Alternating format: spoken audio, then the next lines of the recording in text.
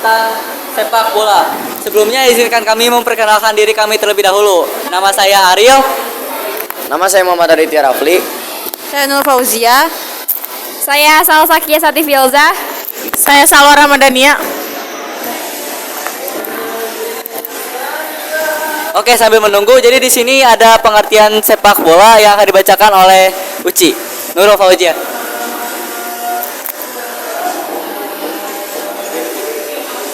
Jadi di sini ada pengertian dasar sepak bola.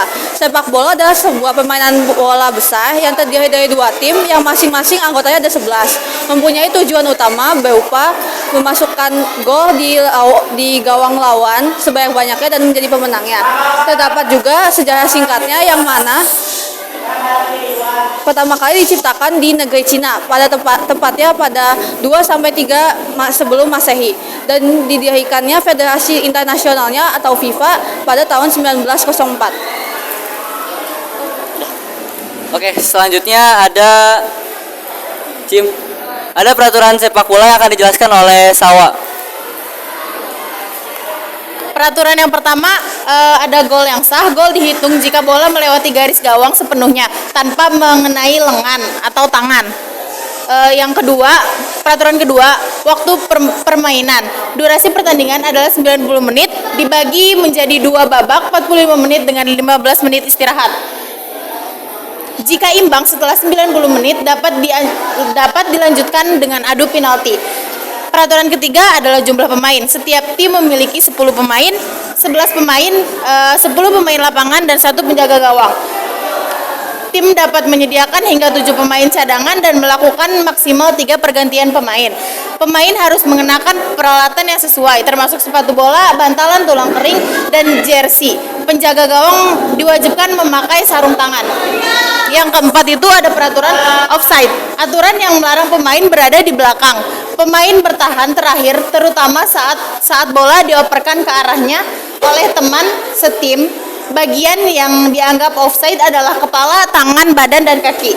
Yang kelima ada kartu kuning. Pemain sepak bola akan dihukum dengan kartu kuning jika melakukan hal-hal sebagai berikut. Yang pertama itu pemain yang melakukan tindakan berbahaya. Yang kedua menjegal atau menjatuhkan kiper menjegal atau menjatuhkan kiper di area gawang. Yang ketiga melakukan tackle yang berbahaya. Peraturan ke-6, tendangan penalti. Tendangan di titik 12 meter depan gawang yang terjadi karena pelanggaran di dalam kotak penalti. Selanjutnya ada ukuran lapangan.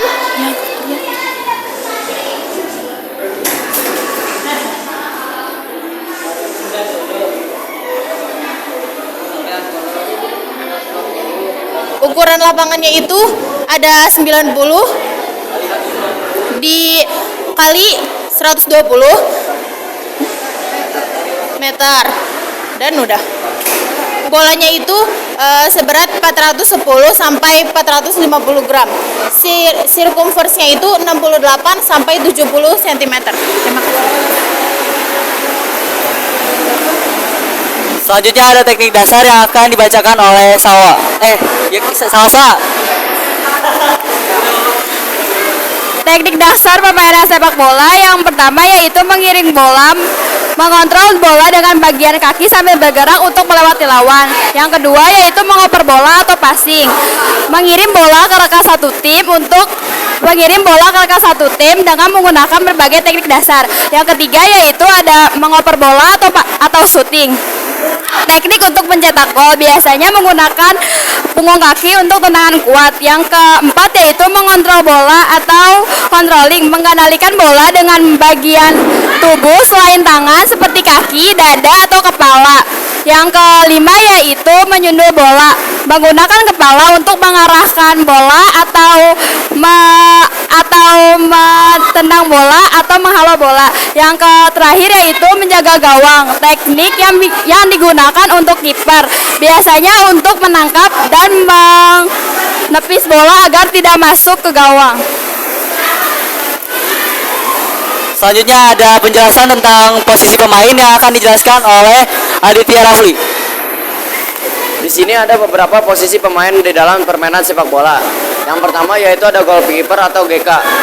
Goalkeeper yaitu tugasnya untuk menjaga gawang dan bertahan untuk tidak memasuk agar musuh itu tidak bisa mencetakkan gol ke gawang kita sendiri. Yang kedua ada defender atau yang bisa kita sering itu bilang itu yaitu back. Back itu bertugas menjaga pertahanan agar lawan tidak bisa mencetakkan gol ke daerah dan masuk ke daerah kita. Terus di back ini ada beberapa back. Posisinya yang pertama itu ada left back, yang dimana posisinya itu di posisi back di paling belah kiri. Terus yang kedua ada left wing back, sama posisinya juga ada di belah kiri. Tapi biasanya yang sering dipakai yaitu left back. Yang ketiga ada center back. Center back ini bermain di posisi defense yang tengah, yaitu dia sebagai patokan. Terus selain ada center back, ada juga right back. Right back itu ada di defender bagian kanan. Terus ada juga right wing back, yang dimana defender yang di posisinya di kanan juga. Tetapi biasa kita sering gunakan yaitu RB atau right back. Yang ketiga ada gelandang atau midfielder. Gelandang atau midfielder ini berperan atau bertugas sebagai penghubung antara lini pertahanan dan lini penyerangan, atau bisa disebut gelandang ini sebagai kunci untuk menciptakan sebuah aliran bola untuk bisa menciptakan gol ke gawang musuh. Nah, di gelandang ini ada beberapa posisi. Yang pertama ada defensive midfielder atau biasanya pemain gelandang tengah. Tapi lebih ke defensif dia. Terus yang kedua ada center midfielder, yang dimana dia bermain di posisi tengah, itu bisa menyerang, bisa membantu menyerang, dan bisa membantu untuk bertahan. Yang ketiga ada attacking midfielder atau AM, atau biasa kalau misalkan di PS itu ada AMF. Nah, dia ini membantu untuk penyerangan di atas, atau dia biasa membantu menyerang di bagian atas. Yang keempat ada left wing atau left midfielder. Left wing ini berposisi di belah kiri sayap, yaitu posisi menyerang untuk membuka ruang agar si striker ini bisa mendapatkan bola yang lebih enak. Dan tugas left wing ini untuk menerobos atau mengambil bola agar bisa dioper ke pemain striker. Yang kelima ada right wing. Tugas dia sama sebagai left wing, yaitu untuk menerobos dan memberikan umpan kepada pemain tengah atau pemain gelandang dan striker. Yang keempat itu ada penyerang tengah atau striker utamanya. Striker ini bertugas untuk menerima bola dari gelandang atau back, kiper pun bisa, ataupun bisa dari juga right back atau right wing sama left wing. Terus yang kelima ada penyerang sayap atau winger. Tugasnya ini mencetak gol, mengumpan bola, dan membuka ruang untuk penyerang tengah. Nah, penyerang sayap ini sama dengan left wing atau right wing. Yang keenam itu ada penyerangan bayangan, yang dimana second striker atau SS. SS ini atau penyerang bayangan membantu untuk menciptakan peluang bagi penyerang utama dan melindungi aliran bola dan membantu penyerangan, yang dimana dia ini membantu untuk pergerakan si pemeran utama atau si striker utamanya agar bisa mencetakkan gol lebih banyak lagi. Oke, selanjutnya di sini ada strategi taktis. Tiki Taka ya dari Pep Guardiola saat dia melatih Barcelona. Jadi Tiki Taka ini adalah sebuah strategi atraktif yang dimana strategi ini tuh memanfaatkan passing dan pergerakan tanpa bola.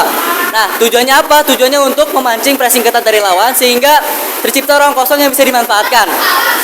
Untuk sejarahnya sendiri, Tiki Taka ini berasal atau turunan dari taktik total football yang diadopsi dari Belanda. Jadi saat itu ada pelatih namanya Johan Cruyff, dia itu sedang melatih Barca dan dia itu mengadaptasi total football menjadi Tiki Taka. Nama Tiki Taka sendiri itu diambil dari komentator yang namanya Andre Mundos ketika Spanyol bermain di Piala Dunia tahun 2006. Yang artinya kami sedang bermain Tiki Taka. Oke, Tiki Taka sendiri itu populer ketika Barcelona dilatih oleh Pep Guardiola di era sekitar tahun 2008 sampai 2012. Nah, Barcelona era itu bisa dibilang sebagai salah satu tim impian atau tim terbaik di dunia. Kenapa tidak? Karena si Barcelona ini menciptakan pemain terbaik di dunia saat ini yaitu Lionel Messi, dan juga mereka berhasil meraih 6 piala dalam 1 tahun atau gelar sextuple. Lanjut. Oke, kita beralih kepada formasi. Jadi untuk formasi ini kita ambil dari formasi Barcelona ketika final UCL 2010 dan 2011. Di sini untuk goalkeeper ada Valdes, untuk left back ada Abidal, center back dua-duanya ada Pique dan Mascherano, untuk right back ada Alves, dan 3 center midfielder ada Iniesta dan Busquets juga Xavi. Nah, nanti ketika bermain Busquets akan condong lebih ke defensif dibanding Iniesta dan Xavi.